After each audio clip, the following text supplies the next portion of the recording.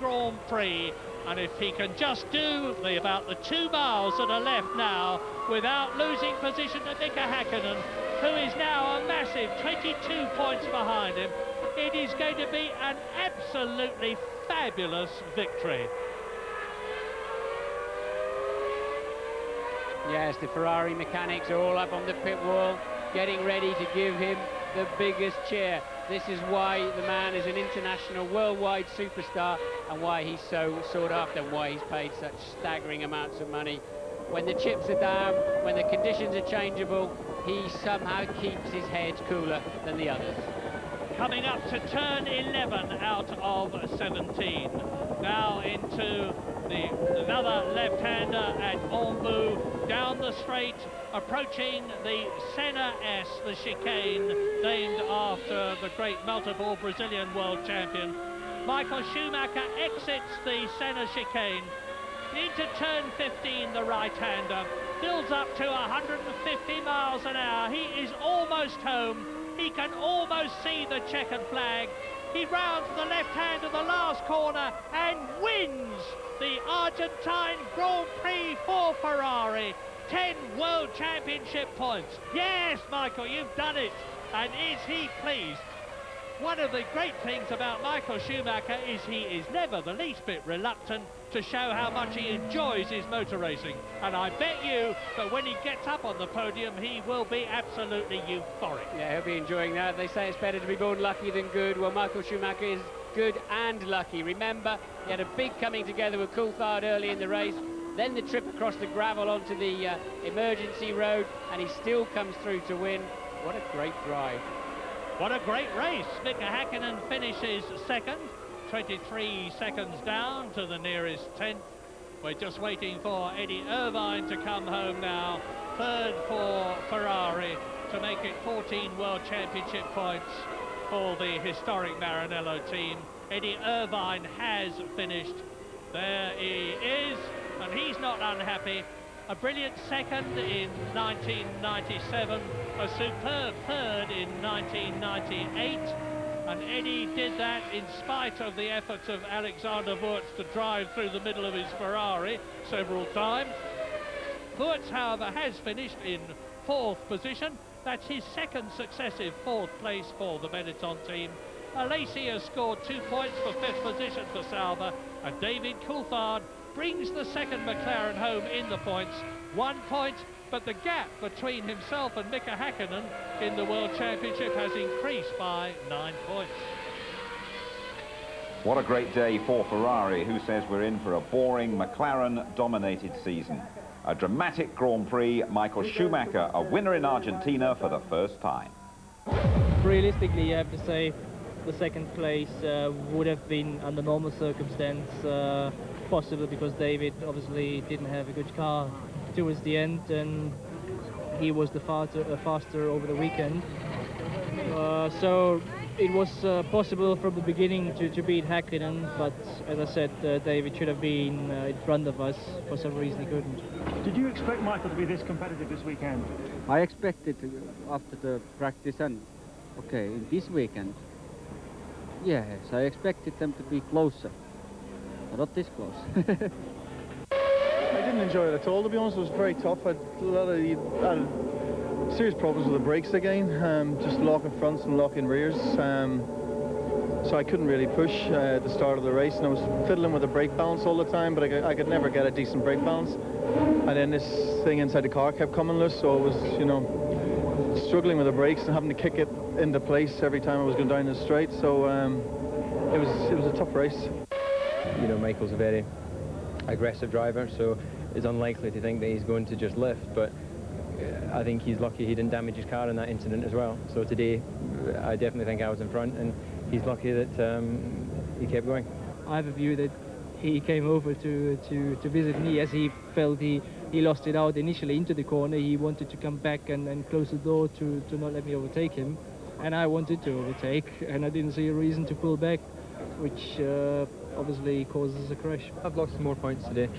It's disappointing, but you know, salvaged the point out of 2 spins, 2 crashes, and you've got to be thankful for that, really. Tell me about the incident with Johnny. I went, he moved over offline and I went for a gap and he closed the door and hit my front wing. So Damon's just should have enough experience. You know you don't do it from that far back because, you know, he's ruined my race and he probably ruined his a bit. we got work to do, that's for sure. I mean, I'm definitely not happy with the car. I mean, I can't get what I want out of the car, so until I can do that, I can't get the best out of myself. So I've got a lot of work to do with the team and try and sort things out. You probably don't need reminding about this, but you've still got no points on the board. Are you starting to worry yet? Well, it is very frustrating. The first part of the race went pretty well, and then somehow we hit traffic at the wrong time and couldn't keep the speed going, and everybody ended up pitting out in front of us. I was a little bit surprised and disappointed.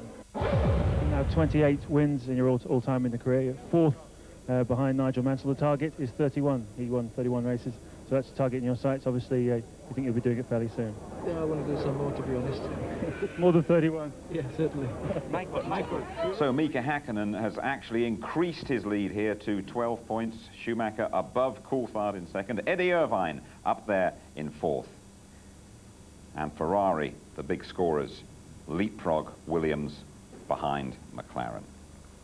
Okay, Tony, a great day here then for Schumacher. What a disappointment, though, for David Coulthard. Great disappointment, because he said he had to get his head together. He'd done just that. He'd even suffered, you know, all that terrible pressure of the start against Schumacher, and here we are. He has this coming together, and it's all thrown away. And this is a track where he was great, where he needed to really impose himself on the circuit. It didn't happen. And he was watching his championship almost going away from him there. It's a great pity, but he left the door open. You see the big gap there on the inside. Schumacher went for it. There was huge contact. And that's a testament to the strength of the McLaren chassis that it took all that. And Schumacher said he was damaged as well in the suspension department. Just thinking back to Jerez, would you blame Schumacher at all for that? No, not at all, because there was quite a gap. I think DC had actually run wide a bit, and the door was open. You only open it once for Schumacher. Then he had a prang with his big pal Villeneuve. Yeah, he did. They're two mates from Monte Carlo, and here they are. They were scrapping for sixth places, not where they're used to being, but here we are. And he'd gone round the outside of Villeneuve, but Villeneuve never says die. He never gives up, and that was the result of that. But DC still came away with 1 point. A masterclass here from Michael Schumacher, and he's done it before. He gave everybody a scare at the end when the track was greasy. Off he went, and bingo, he comes back on again.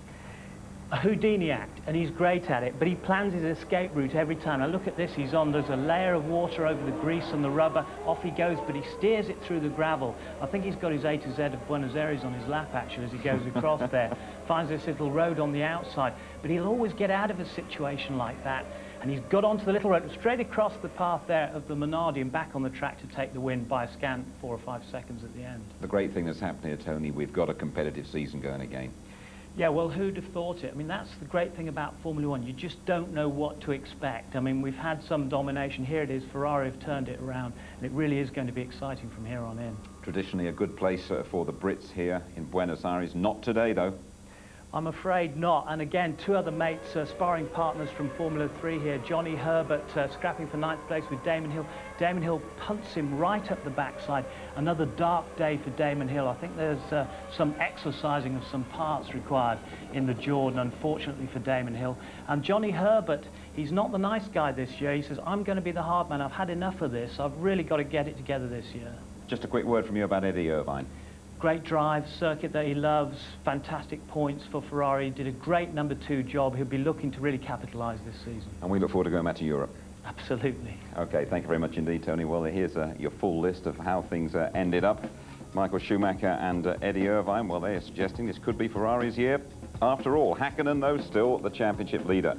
Wurz in the points for Benetton. Alesi scoring for Sauber. David Coulthard gets 1. He wanted 10 points. Fisichella 7th. 1 lap behind Hill and Frentzen. 2 laps adrift, Barrichello, Trulli and Takagi. Nakano and Rosset, well, they really staggered in. Panis officially 15th. The local hope Tuero, he skidded off. Villeneuve had that accident with Coulthard. Herbert, as we've been saying, very upset with Damon Hill to complete a miserable weekend for both of them, really. Ralf Schumacher's suspension meant another early finish. Salo, Magnussen and Diniz, they all had failed gearboxes. Right.